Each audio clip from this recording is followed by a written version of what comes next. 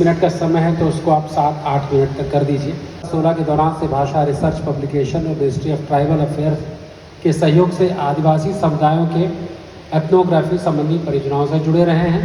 आपको उन्मेषा literature festival, साग festival, कृत्य इंटरनेशनल पोएट्री फेस्टिवल में काफ़ी जगह पर आपका सम्मान हुआ और आप उसमें शिरकत की है। वीरा जी।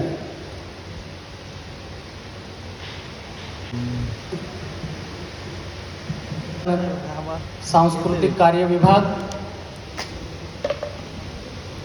हिंदी, सिंधी, गुजराती, संस्कृत, तेलुगू, बंगाली, गोर बंजारा साहित्य अकादमी महाराष्ट्र राज्य आणि मराठी भाषा विभाग यांच्या संयुक्त विद्यमाने या ठिकाणी आयोजित करण्यात आलेल्या या अनुवाद कार्यशाळेच्या या सत्राच्या मध्ये उपस्थित सर्व चिंतक, अभ्यासक, सभागृहामध्ये सर्वच या भाषांचे अभ्यासक आणि उपस्थित बंधू भगिनींनो, खरं तर आता जी सूचना मिळाली, सचिन सर आहेत, आता जी सूचना मिळाली खरं तर ती गोरबंजारा भाषेला थोडासा त्याच्यातून अपवाद म्हणून आपण वगळायला पाहिजे होतं. त्याचं कारण असं आहे की भारत स्वतंत्र झाल्यानंतर या बाकीच्या ज्या काही भाषा आहेत, गोरबंजारा वगळता या सर्व भाषांना भारत सरकार म्हणूयात किंवा महाराष्ट्र शासन म्हणूयात याने खूप लवकर पदरात घेतलेलं होतं. आणि भारत स्वतंत्र झाल्याच्या नंतर 79 वर्ष होत आहेत आणि या भारत देशामध्ये शासकीय आकडेवारीनुसार 14 करोड भाषा बोलणारा गोरबंजारा म्हणजे बंजारा समुदाय, ही अधिकृत आकडेवारी सांगतोय मी. एवढ्या ह्यूज प्रमाणात, एवढ्या मोठ्या प्रमाणात भाषा बोलणाऱ्या या समुदायाच्या भाषेला अजूनही म्हणावं तेवढं शासकीय आश्रय किंवा सरकारने भारतीय भाषा म्हणून जवळ केलेलं नाहीये. बंजारा भाषेचा आणि साहित्याचा अभ्यास म्हणून ही गोष्ट मी मांडतोय. त्यामुळे मला वाटतं की महाराष्ट्र शासनाच्या पातळीवर हा पहिला कार्यक्रम असेल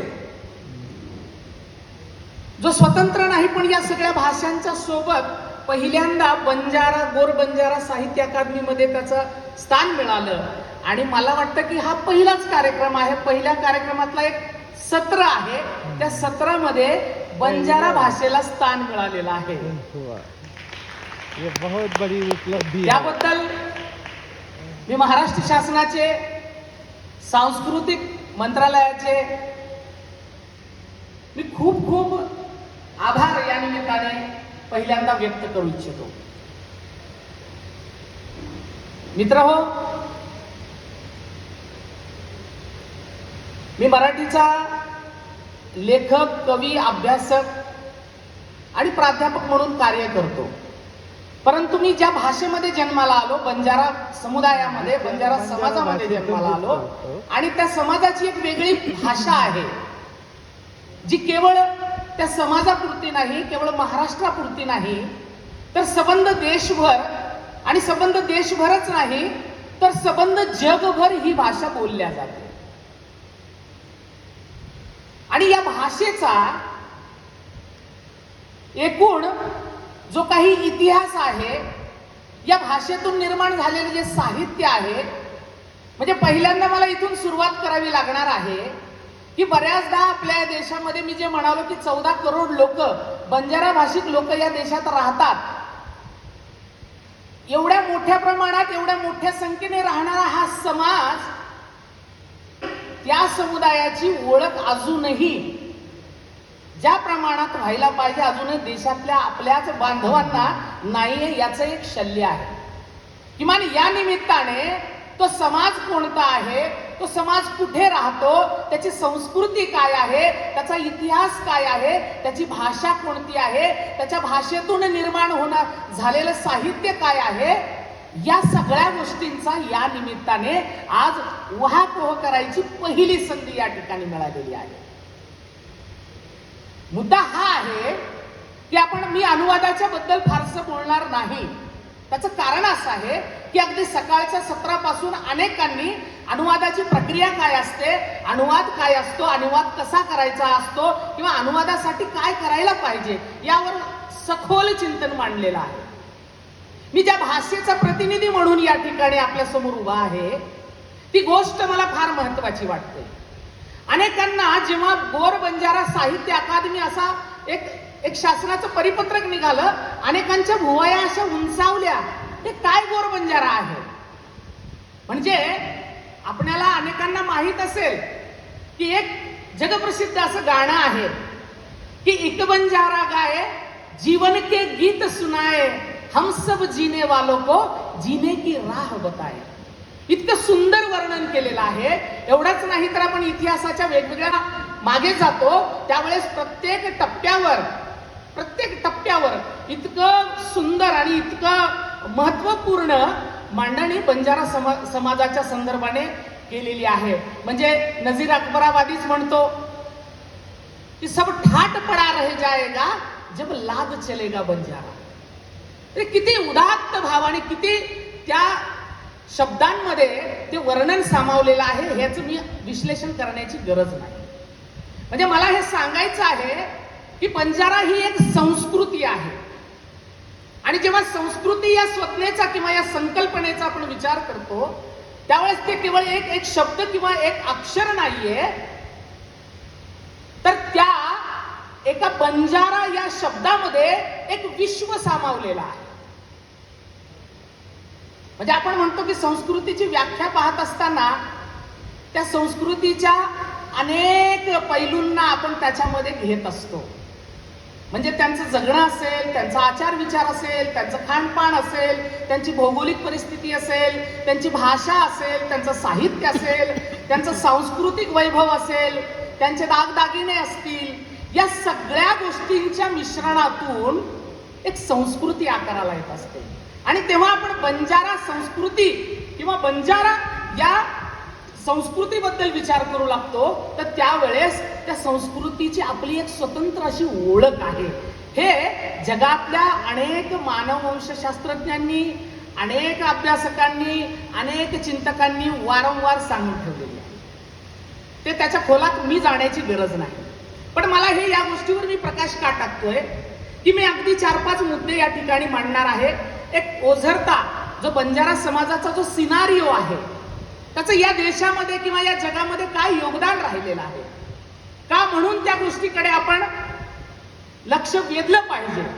आणि त्याच्यानंतर साहित्यामध्ये आणि भाषेच्या संदर्भाने बंजारा समाजाचं किंवा बंजारा संस्कृतीचं जे काही एकंदरीत योगदान आहे ते त्याच्यावर मी आपला थोडासा जे काही दृष्टी.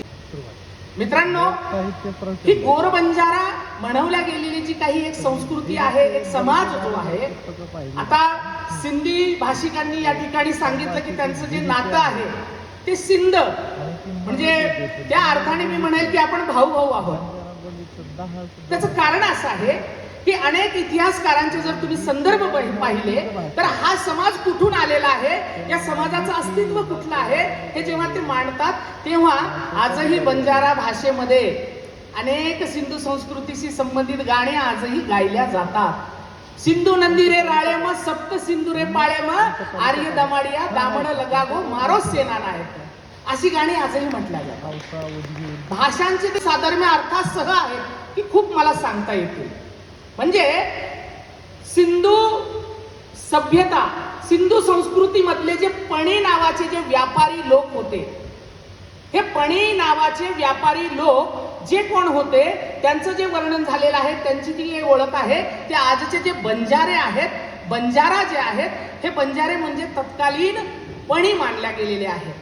आणि तिथून त्यांचा जो काही एक प्रवास सुरू झाला, म्हणजे सिंधू संस्कृतीच्या काळातील पणी असतील किंवा वेद काळांमध्ये ज्याचा उल्लेख पणी असा केलेला आहे, हे पणी म्हणजे तत्कालीन ते बंजारा. मी हे का सांगतोय, बंजारा समुदायाला, हा बंजारा कॉमन वर्ड आहे, कॉमन शब्द आहे, परंतु बंजारा या जमातीला जगभरामध्ये, देशभरामध्ये जवळपास 40 पेक्षा अधिक नावाने ओळखल्या गेलेला आहे.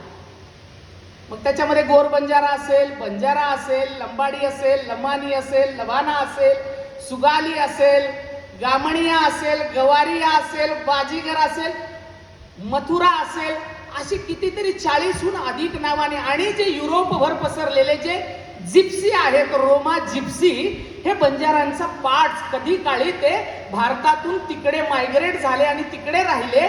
त्यांची भाषा, त्यांचं कल्चर, त्यांची संस्कृती, बऱ्याच सगळ्या गोष्टी आजही एकसारख्या आहेत. इथून जो प्रवास त्यांचा सुरू होतो तो साधारणपणे म्हणजे जे भारतातले जे काही ब्रिटिश अभ्यासक होऊन गेलेले आहेत, अँथ्रोपॉलॉजिस्ट होऊन गेलेले आहेत, यांनी यांचं नेचर, बंजारांची ओळख करून देत असताना ॲनिमिस्ट असा एक शब्द वापरलेला आहे. ॲनिमिस्ट म्हणजे प्रकृती पूजक किंवा प्रकृतीच्या सानिध्यात राहणारे आणि प्रकृतीच्या तत्वांवर चालणारा हा समाज, म्हणून त्यांना ॲनिमिस्ट असं म्हटलेलं आहे. आणि म्हणजे हे मी का सांगतोय की ही संस्कृती कशी जन्माला आली, कुठे उदयाला आली आणि कशी पुढे विकसित होत गेली. निसर्गावर, प्राणी मात्रांवर आणि जगावर, मानव जातीवर, समग्र या सृष्टीवर प्रेम करणारा हा समाज. मी हा एक उल्लेख करतो की जी माझ्या पुस्तकाचं नाव सेन साईवेस असं त्याचं शीर्षक आहे, म्हणजे सर्वांचंच भलं कर, सबका कल्याण हो. ते सेन साईवेस. आता हा दुवा कसा साधला जातो त्याचं एक उदाहरण मी सांगतो. आम्ही जे साई म्हणतो तो सिंधी मधला साईया, सुफी मधला साईया, आणि आमचा साई साईवेस हा एकच आहे. म्हणजे याचे जे काही अनुबंध आहेत ते कुठपर्यंत जातात त्याचे उदाहरण मी सांगतोय. दुसरी गोष्ट, भाषिक साधर्म्य तर खूप सारे आहेत आणि मी मराठीशी त्याचा कसा अनुबंध आहे ते सांगण्याचा प्रयत्न करतोय. संत ज्ञानेश्वरांनी जे जगकल्याणाची प्रार्थना म्हणतो, विश्व कल्याणाची प्रार्थना म्हणतो, ज्याला पसायदान असं म्हटलं जातं, ते पसायदान हे जगाच्या कल्याणासाठी त्यांनी मागितलेलं आहे. आणि बंजारा समाजामध्ये जे आरदास गायल्या जाते, आता बघा परत आरदास शब्दावर येतो मी. आरदास हा मूळचा शब्द बंजाऱ्यांचा आहे, ती मूळची प्रार्थना बंजाऱ्यांची आहे. जेव्हा गुरु नानक देव यांनी खालसा पंथ किंवा सिखिझम जो सुरू केला, त्यावेळेस तो सिखिझम जगभर किंवा सगळ्या समाजापर्यंत पोहोचवण्याचं काम बंजारा समाजातल्या भाई मनसुख नावाच्या पोहोचवला. तिथून तो आरदास तिकडे पोहोचला आणि बंजारे मात्र विसरून गेले आणि पंचप्याऱ्यांमध्ये बंजाऱ्यांना आजही आदराचं स्थान आहे.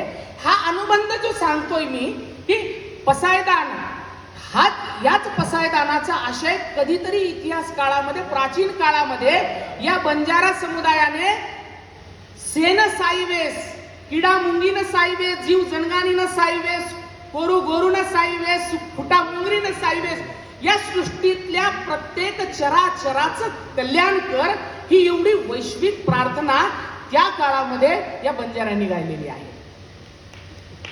त्याच्याही पुढे जाऊन जेव्हा आपण विचार करू लागतो या म्हणजे आता हा गोर बंजारा जसा शब्द आहे, मी जसे अनेक म्हटलं, ससानियन एम्पायर, सिंधू संस्कृतीच्या पलीकडे अलीकडे जेव्हा जातो आपण तर त्याच्या इतिहासात जे दाखले मिळत जातात. ससानियन एम्पायर जो म्हणजे जो अफगाणिस्तान आणि अरबचा जो सगळा जो भाग आहे, ते बहराम गोरच्या 7 गोर ते बहराम गोर झालेले आहेत. त्या काळामध्ये त्या ठिकाणी या बंजाऱ्यांचा जो गोरमाटी, एक पर्यायी शब्द आहे गोरमाटी, बंजाऱ्यांना गोरमाटी म्हटलं जातं, गोरमाटी म्हटलं जातं. त्याचा पहिला उल्लेख त्या ससानियन एम्पायरच्या बहराम गोर दुसरा, त्याच्या काळामध्ये तिथे गोरबाटी असा त्या समुदायाचं वर्णन त्यांनी केलेलं आहे. मुद्दा हा आहे की जेव्हा एखाद्या भाषेचा किंवा साहित्याच्या विकासाच्या अवस्था आपण पाहतो, म्हणजे मला या गोष्टीकडे लक्ष अधोरेखित करायचंय. जर सिंधू संस्कृतीमधले पणी हे व्यापारी होते, जगभर म्हणतो मी, भारतात नव्हे, जगभर बॅबिलोनियन, इजिप्शियन, सुमेरियन, मोसोपोटोमियन या सगळ्या संस्कृत्यांशी त्यांचे व्यापारिक जर संबंध होते, जो जगभराशी व्यापार करणारा जो समुदाय होता, तर मला वाटतं नक्कीच त्याची आदान प्रदानाची भाषा ही विकसित स्वरूपाची असेल. ज्या समाजामध्ये एक भाषेचा विकास झालेला असतो, त्यावेळेस त्या समाजातलं जे साहित्य आहे ते सुद्धा उच्च कोटीचं साहित्य निर्माण होत असतं.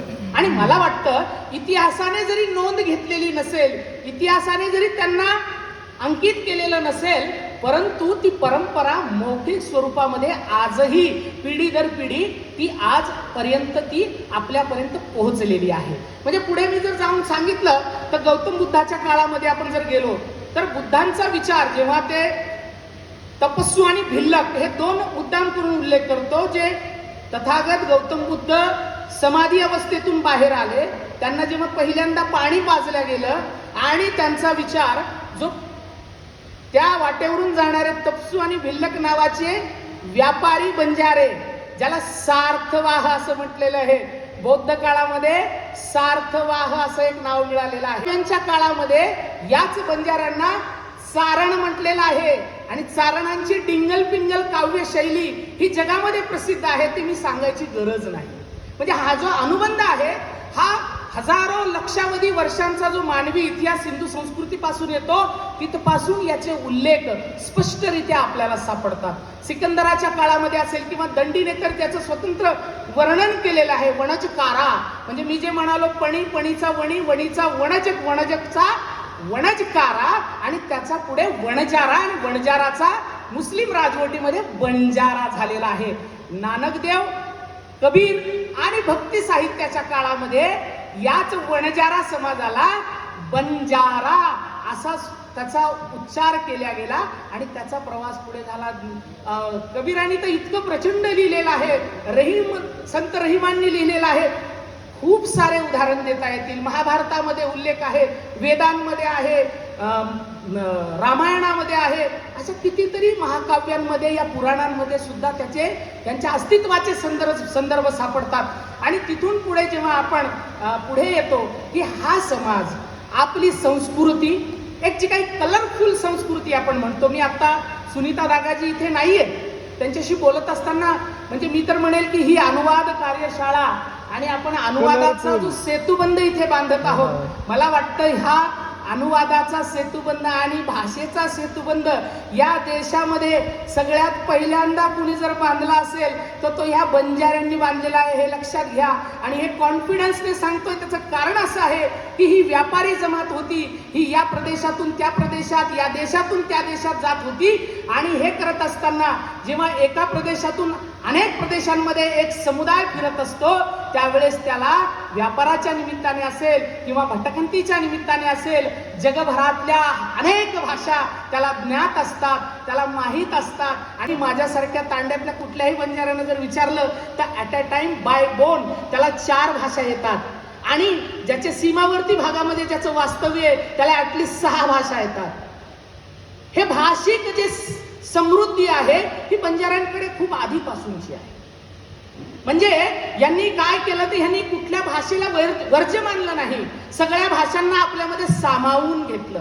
आणि हे केवळ व्यापाराची किंवा मालाची ने-आण न करता हे जगोजगीचे देशभरातले प्रदेशातली जी संस्कृती आहे, जी संपन्नता आहे, ज्या कला आहेत, ज्या चांगल्या गोष्टी आहेत, या जगाला यांची त्याला आणि त्यांची त्यांना देण्याचं काम केलेलं. एवढंच नाही तर जगातला जर तुम्ही बघितलं तर जगामध्ये जे जे काही धर्माच्या विचाराच्या प्रचारासाठी असेल किंवा विविध विचारांच्या प्रचारासाठी जे जे लोक गेले, हे सगळे बंजाऱ्यांच्या त्या तांड्यासोबत फिरलेले आहेत आणि त्या तांड्यांनी त्यांना तिथपर्यंत मार्ग दाखवलेला आहे, घेऊन गेलेला आहे. म्हणजे या जगाला विचार वैविध्य देण्याचं काम, या जगाला कलरफुल करण्याचं काम हे या समुदायाने केलेलं आहे, आपण विसरता कामा नये. म्हणजे आपण म्हणतो की एखाद्या समुदायाची संस्कृती ही कलरफुल का होते? जेव्हा तो अनेकांकडून घेत असतो, तो जे जे चांगला आहे तो आपल्याकडे ठेवून घेत असतो. तुम्ही बंजारांचा पोशाख जरी पाहिलात तरी या जगामध्ये एवढा कलरफुल बंजारांचा पोशाख आणि जिप्सींचा पोशाख जसा कलरफुल आहे तसा कुणाचा पोशाख असेल मला वाटत नाही. जेवढे बंजाऱ्यांचे दागिने जर तुम्ही पाहिले तर त्या एका संशोधकाने अशी मांडणी केलेली आहे की एका बंजारा स्त्रीच्या नखापासून ते केसापर्यंत 14 किलो वजनाचे दागिने त्या स्त्रीच्या अंगावर असतात. हे कशाचं लक्षण आहे की हे म्हणजे जीवनाचं जे काही तत्वज्ञान आहे. वॉन फ्युटर हेमिंड्रॉप नावाचा मानववंशशास्त्रज्ञ म्हणतो की जगामध्ये अशी एकमेव जमात आहे ना जी पास्टचा विचार करते ना फ्युचरचा विचार करते. ती वर्तमानात जगते आणि वर्तमानातल्या क्षणाचा आनंद घेत असते आणि कुणाचाच द्वेष करत नाही. म्हणजे तुम्ही जर पाहिलं तर बंजाऱ्यांना इतिहासामध्ये कुणासोबत फार मोठ्या लढाया कराव्या लागल्या नाही. हे अभिमानानं सांगण्यासारखी गोष्ट आहे. म्हणजे कुणाशी वैर घेण्याची गरज नाही. जगभर फिरले, जगातल्या अनेक संस्कृत्यांमध्ये गेले, कुठल्याच संस्कृतीला वर्ज्य मानलं नाही, दुश्मन मानलं नाही. सगळ्यांना आपलंसं केलं, सगळ्यांना प्रेम. म्हणून त्यांच्या गीतांमध्ये येतं जत मत रो वत गोकुळ नगरी. जिथं मित्रत्व येतं तिथे तुमचा गोकुळ आहे. ही गोष्ट मला वाटतं हे तत्वज्ञान फार मोठं आहे आणि हे जगण्याच्या त्या अनुभवातून आलेलं तत्वज्ञान आहे. म्हणजे सांगण्यासारख्या इतक्या सगळ्या गोष्टी आहेत. म्हणजे मल्टीलिंग्वल काळामध्ये आपण आहोत असं म्हणतो, पण खऱ्या अर्थाने हे लोक मल्टीलिंग्वल आधीच झालेले होते आणि मल्टीलिंग्वॅलिझम काय असतं हे त्यावेळेस त्यांनी अनुभवलेलं आहे आणि ते त्यांच्या भाषेमध्ये त्यांच्या साहित्य. खरं तर खूप बोलण्यासारखं आहे. मला चिठ्ठी आलेली आहे, पण मी या निमित्ताने जाता जाता एवढं सांगेन सर, म्हणजे आपल्याला आता गोर बंजारा साहित्य अकादमीच्या निमित्ताने ही सुरुवात झालेली आहे. खरं तर आमच्यासारख्या अभ्यासकांच्या खूप आशा पल्लवित झालेल्या आहेत की या सगळ्या बाकीच्या भाषांचे शब्दकोश मला वाटतं 60-70च्या दशकामध्ये महाराष्ट्र शासनाने प्रसिद्ध केलेले आहेत. अजूनही बंजारा भाषेचा शब्दकोश आलेला नाहीये बाहेर. ज्या ज्या गरजेच्या गोष्टी आहेत, एक भाषा म्हणून त्याचं जतन करण्यासाठी, एक भाषा म्हणून त्याची वृद्धी करण्यासाठी आणि एक भाषा म्हणून त्याला वैभवाचं स्थान मिळवून देण्यासाठी ज्या त्या सगळ्या गोष्टी या माध्यमातून होतील ही एक अपेक्षा व्यक्त करतो. आणि आमच्यासारख्या अभ्यासक तुमच्या सोबत कायमच आहोत. तुम्ही आम्हाला जी काही जबाबदारी द्याल, जे काही आमच्याकडून तुम्हाला करून घ्यायचं ते आम्ही सगळे करू.